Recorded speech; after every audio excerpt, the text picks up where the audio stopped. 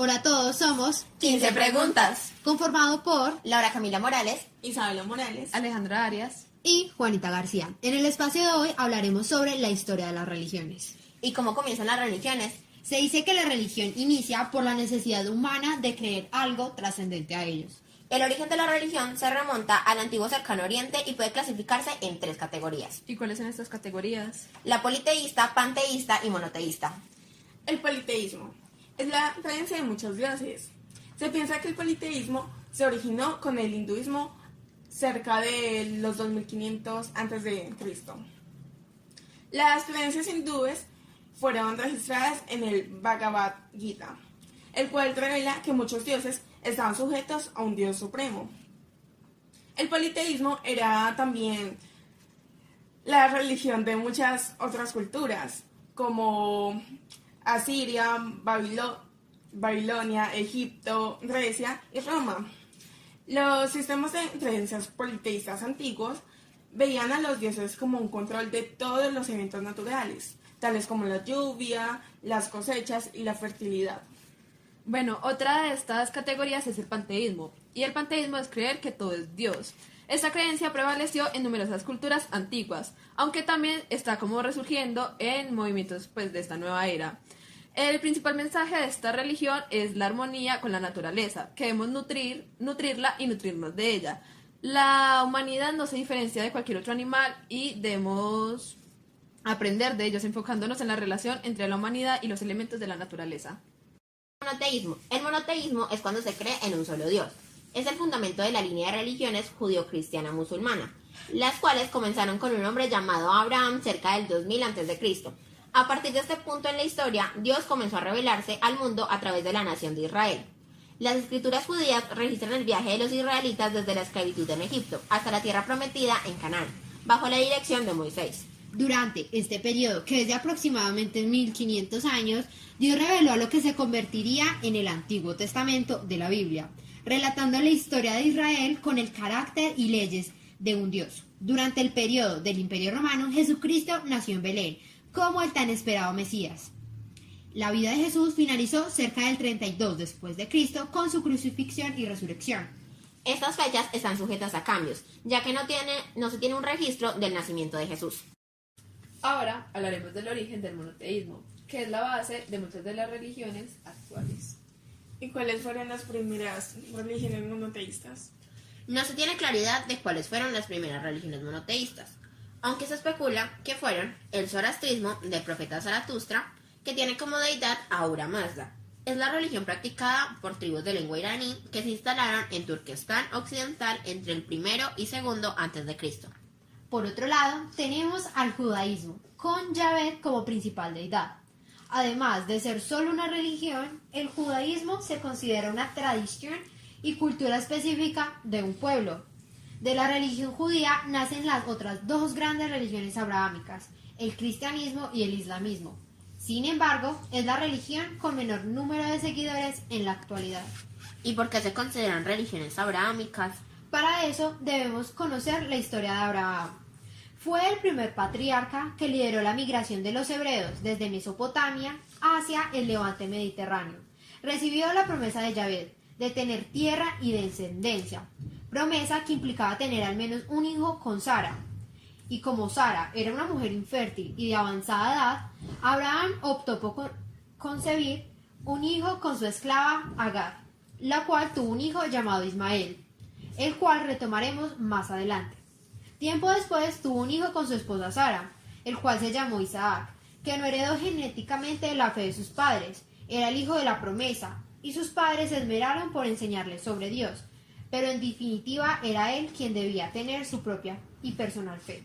Isaac tuvo varios hijos con Rebeca, su esposa, pero el más importante fue Jacob, el cual compró su primogenitura con un plato de lentejas y mucho después se convirtió en el patriarca y profeta del Antiguo Testamento. Bueno, resulta que Jacob trabajó para Labán por muchos años, pero Jesús le dijo que debía regresar a su propia tierra, así que él tomó a su familia y animales y se fue de la casa de Labán. En el camino se le apareció Jesús a Jacob y este le pidió una bendición. Jesús lo bendijo y le dijo que tendría un nuevo nombre. Ese nuevo nombre sería Israel.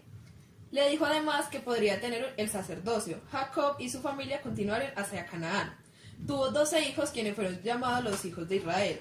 Cada hijo con su familia formó una tribu. De modo que los descendientes de Israel fueron las 12 tribus de Israel y se llamaron israelitas. Y toda esta historia la encontramos en el Génesis. ¿Y dónde está el Génesis? Bueno, esto se encuentra en la Torá, que es el texto que contiene el fundamento judío. Es uno de los 3 libros que compone el Antiguo Testamento. Se compone de 5 libros y también es conocido como Pentateuco. La palabra Torá proviene del hebreo acometer y se relaciona de las palabras ley, enseñanza e instrucción. Contiene las revelaciones y las enseñanzas divinas que le fueron otorgadas al pueblo de Israel a través de las enseñanzas orales transmitidas a Moisés. Los libros que la conforman son Génesis, Éxodo, Levítico, Números y Deuteronomio. ¿Cómo era su Dios? Yahvé es un Dios omnisciente, omnipotente y providente. Dios era el encargado de la creación del mundo y la designación del pueblo judío para descubrir los 10 mandamientos. Junto al tercer y cuarto libro de la Torá, serán estos los guías del pueblo judío. ¿Y qué la diferencia de los demás? Como dijimos anteriormente, el judaísmo es una religión que nació para un pueblo en específico.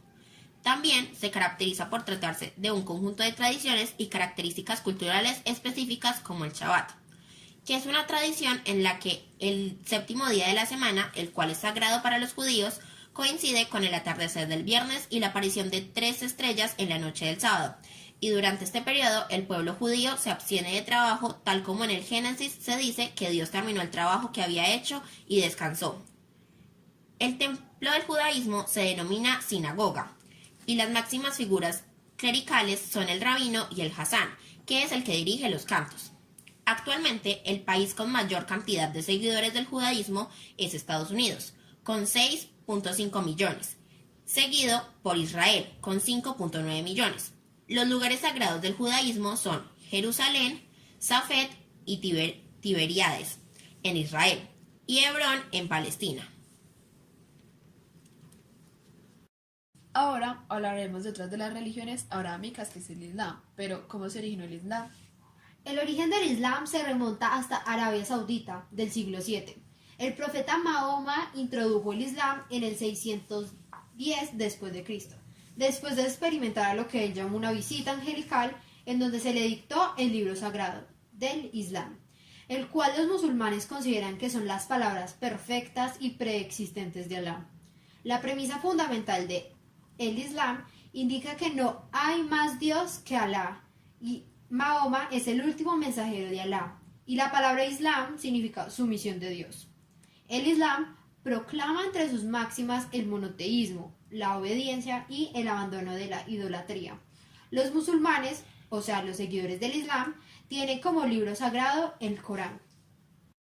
El Corán es el libro sagrado donde Dios Alá le revela su palabra a Mahoma a través del arcángel Gabriel.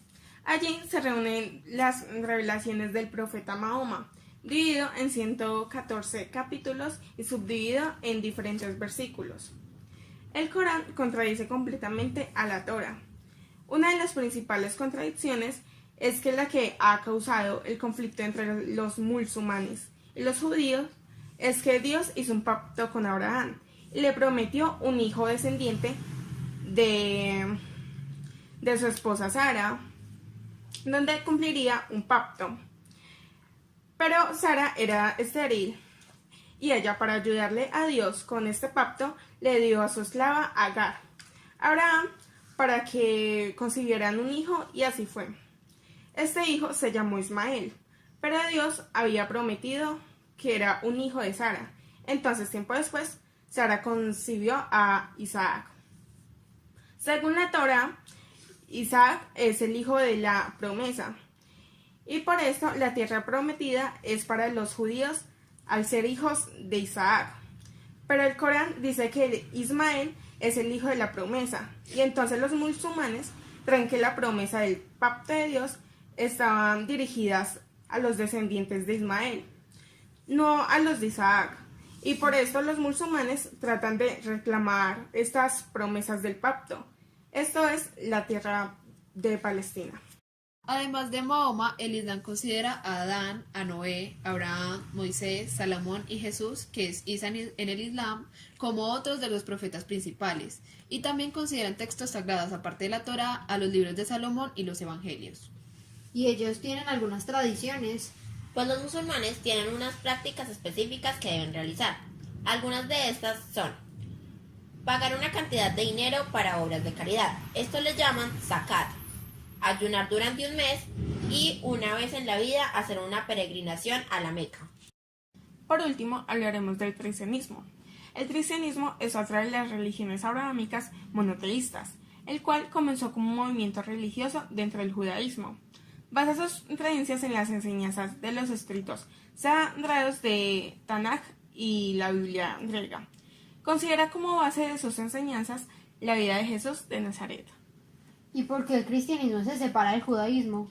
Porque los judíos no reconocen a Jesús como el Mesías, mientras que los cristianos sí, diciendo que Él es el Hijo de Dios y además de que es judío, por lo que deciden agregar una segunda parte a la Biblia en la que hablan de la vida del Mesías, la cual los judíos rechazan, y por esto el cristiano se separa de ellos y adopta así la Biblia del judaísmo como primera parte de su Biblia, pero ahora teniendo el Nuevo Testamento. Ahora hablaremos del Taná y la Biblia griega, que es donde se basan sus creencias. El Taná es el conjunto de 24 libros pertenecientes a la Biblia hebrea. Dichos libros, en conjunto con otros varios, conforman lo que es la Biblia cristiana, que se conoce como el Antiguo Testamento. La Biblia griega fue el texto utilizado por las comunidades judías de todo el mundo antiguo, más allá de Judea, y luego por la Iglesia cristiana primitiva, de lenguas y culturas griegas. Por otro lado, la tradición del cristianismo afirma que Pedro, uno de los discípulos de Jesús, fundó la iglesia cristiana en Roma, mas este no fue el personaje más significativo, sino que fue Pablo, el cual llamaron el segundo fundador del cristianismo. ¿Por qué Pablo fue llamado el segundo fundador del cristianismo? Pablo fue un judío que creía que el mensaje de Cristo debía ser predicado no solo a los judíos, sino también a los gentiles, los cuales eran los no judíos, volviéndose así el pionero en la fundación de comunidades cristianas a lo largo de Asia Menor y en las costas del Mar Egeo. Fue Pablo quien proveyó un fundamento universal para la difusión de las ideas de Cristo. Enseñó que Cristo era, en efecto, un Dios redentor, el Hijo de Dios, que había venido a la tierra para salvar a todos los seres humanos, pecadores, de hecho, a causa del pecado original cometido por Adán al desobedecer a Dios. Con su muerte, Cristo había perdonado los pecados de la humanidad y había hecho posible que todos los hombres y mujeres experimentaran un nuevo comienzo con la posibilidad de la salvación personal. Aceptando a Cristo como Salvador, ellos también podrían ser salvados. ¿Y por qué Roma tuvo tantos problemas con el cristianismo? Roma, como la mayoría de los pueblos de la antigüedad, adoptó una religión politeísta, que contaba con dioses para todos los romanos, y con una religión familiar que nucleaba a sus miembros en torno a la adoración de sus antepasados muertos. La prédica de Cristo fue rechazada en Roma al punto de costarle la vida a Jesús, y sus seguidores fueron perseguidos y condenados por la mayoría de los emperadores. Las ideas de caridad e igualdad cristianas parecían oponerse al espíritu guerrero y jerárquico de los romanos.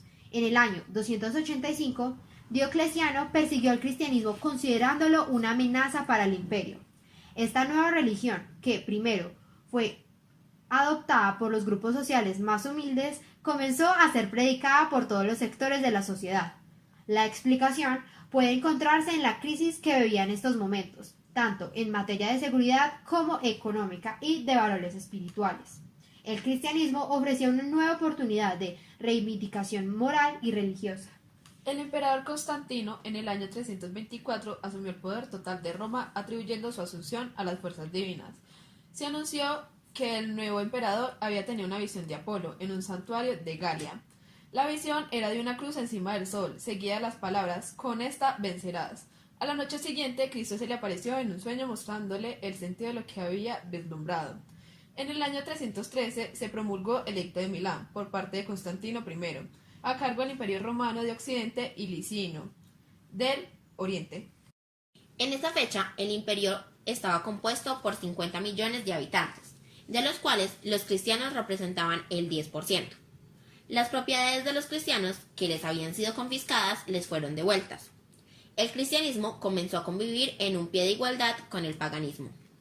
El Edicto de Milán fue proclamado en el 313 por Constantino y Licinio, ambos reunidos en la ciudad que llevaba su nombre. ¿Y qué fue el Edicto de Milán? El Edicto de Milán, también conocido como la tolerancia del cristianismo, estaba destinado a terminar con las cacerías y luchas en contra de los cristianismos. De esa manera, otorgándole al cristianismo un estatuto legal dentro del Imperio Romano. En la actualidad, ¿qué ha pasado con el cristianismo? El cristianismo se divide en diferentes religiones como los católicos, que son más o menos la mitad de los cristianos. Su máxima autoridad es el Papa y creen en la Santa Trinidad. Vengan, pero tengo una duda.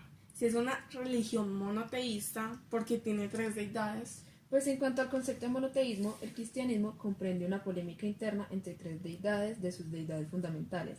La Santísima Trinidad abarca al Padre, al Hijo y al Espíritu Santo. Esto muchas veces es categorizado como politeísmo. Sin embargo, en el Antiguo Testamento figura la declaración de Jesucristo que dice: el Señor nuestro Dios uno es. Por otro lado están los ortodoxos. La Iglesia Ortodoxa Oriental no es una sola iglesia, sino más bien una familia de 13 cuerpos autogobernados, denominados por la nación en la cual están localizados, como la Iglesia Ortodoxa griega, la rusa, etc. Ellas están unidas por su afinidad en los sacramentos, doctrina, liturgia y gobierno eclesiástico, pero cada una administra sus propios asuntos. La cabeza de cada iglesia ortodoxa es llamado patriarca. Y por el otro lado tenemos a los protestantes. Los protestantes surgió en el periodo de la Reforma. El protestantismo forma un conjunto de diversas religiones e iglesias independientes, las cuales se diferencian entre sí por peculiaridades dogmáticas y canónicas. Las religiones protestantes poseen caracteres específicos. Los protestantes no reconocen el purgatorio católico, rechazan el culto a los santos, a los ángeles y a la Virgen. El Dios trino de los cristianos ocupa en ellos una posición de monopolio absoluto. ¿Y cuál es la diferencia entre estas 3? La diferencia fundamental del protestantismo respecto al catolicismo y a la ortodoxia radica en la teoría sobre la relación directa entre Dios y el hombre. Según la concepción de los protestantes, la gracia concebida por Dios desciende hasta el hombre sin intervención de la Iglesia. La salvación solo se alcanza gracias a la fe personal del hombre en la voluntad divina. Y hemos llegado al final de este podcast. Aunque sabemos que nos queda mucho por decir y que la historia se sigue escribiendo, esto es todo por hoy. Recuerden darle like y suscribirse. Recuerden, somos 15 preguntas.